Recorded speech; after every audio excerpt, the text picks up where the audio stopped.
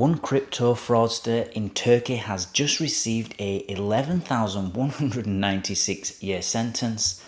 And so in this video, we're going to dive in and see what did he do to deserve such a massive punishment.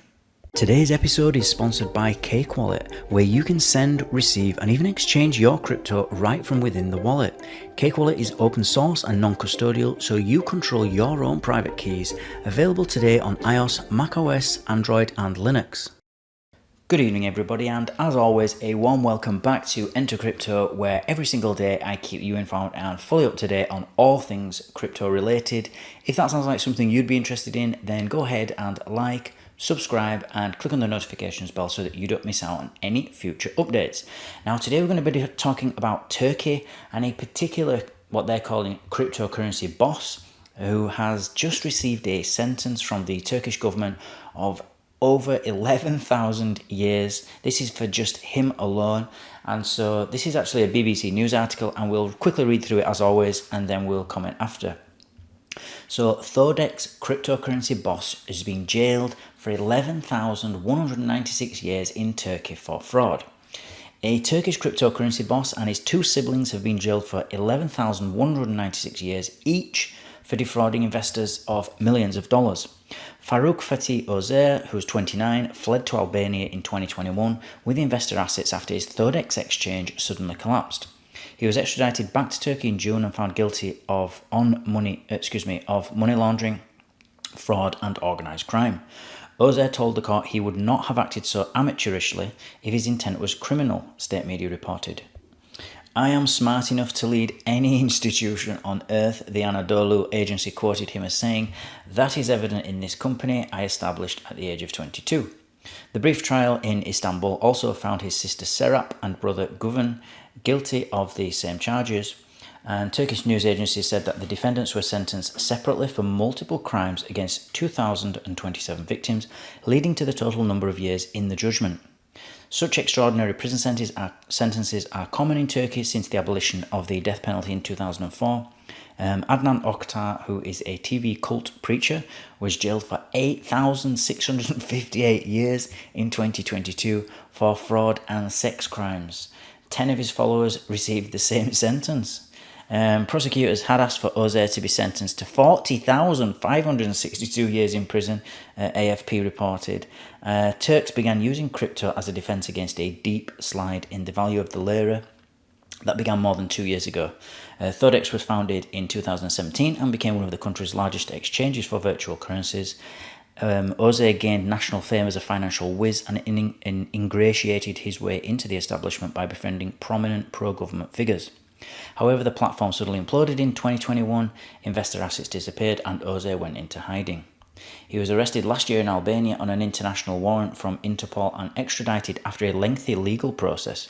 And Turkish media previously reported that Ozer had fled with assets worth $2 billion.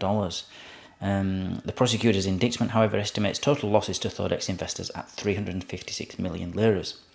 And that amount was worth about $43 million at the time of the exchange's implosion. The same amount is now worth about $13 million because of rampant inflation and the lira's collapse on the international markets. I mean, what can we say about this one?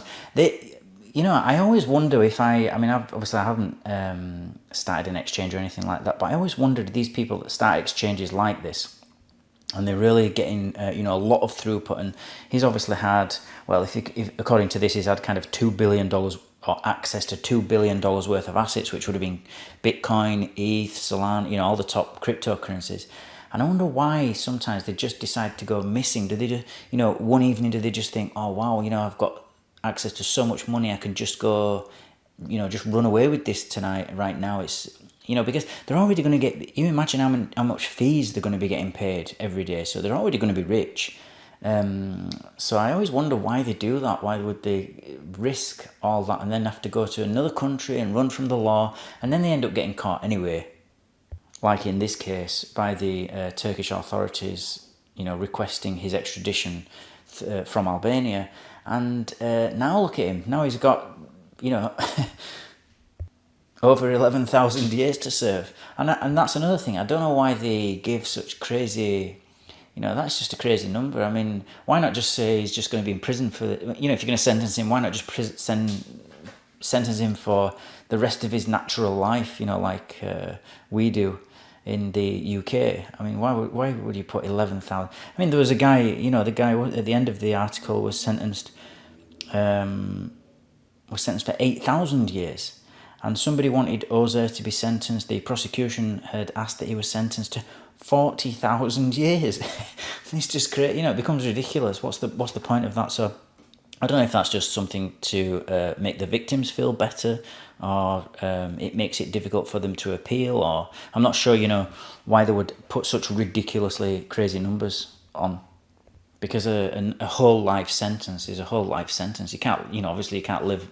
He'll never be able to serve well, he'll never even be able to serve half the sentence or a fraction of it. But still an interesting article, and if it's true, and then he deserves obviously to go to prison. As always, guys, thank you for watching. Thank you for listening.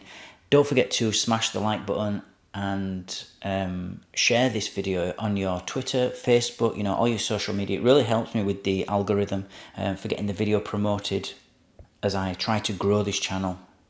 So take care, guys, and I'll see you all tomorrow.